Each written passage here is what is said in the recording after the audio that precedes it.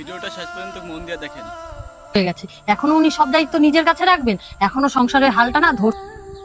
পূজা, আমি এই মাসের মাইনেটা মায়ের হাতে দিয়ে দিয়েছি। তোমার যা কিছু লাগবে মায়ের সাথে হিসাব করে নিয়ে নিই। আচ্ছা ঠিক আছে। তোর বর ওর মাইনের পুরো টাকাটাই তার মার হাতে তুলে দেয়, আর তুই সেটা মেনে নিস? সংসারটাকে না হাতের মুঠোয় রাখতে শেখ। শোন, নিজের বরকে না সবসময় নিজের হাতের মুঠোয় রাখতে হয়, তাহলেই তুই ভালো থাকবি। আর শোন, এ মাসে যা হয়েছে হয়েছে, সামনের মাস থেকে সংসার খরচের পুরো টাকাটা তুই নিজের হাতে রাখবি। আর শোন, ওর মা এখন বুড়ি হয়ে গেছে, এখনো উনি সব দায়িত্ব নিজের কাছে রাখবেন। এখনো সংসারের হালটা না ধরতে শেখ। আর মা, সংসারটা তো আমার, আমি কিভাবে ধরবো না ধরবো সেটা নয় আমিই বুঝি।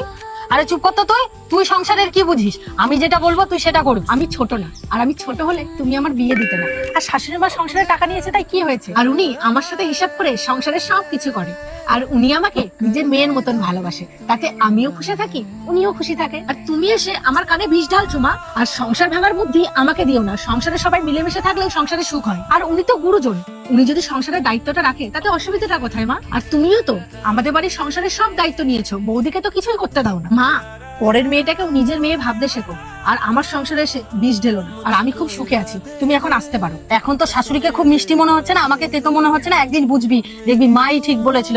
কিছু কিছু মায়েরা এইভাবেই মেয়ের সংসারটা ভাঙে। তাই বলছি, মেয়ের সংসার ভাঙবেন না, মেয়েকে ভালো শিক্ষা দিন, যেন সে শ্বশুর বাড়িতে গিয়ে সবাইকে নিয়ে সুখে সংসার করতে পারে। তো বন্ধুরা, ভিডিওটা কেমন লাগলো অবশ্যই কিন্তু কমেন্ট করে জানিও।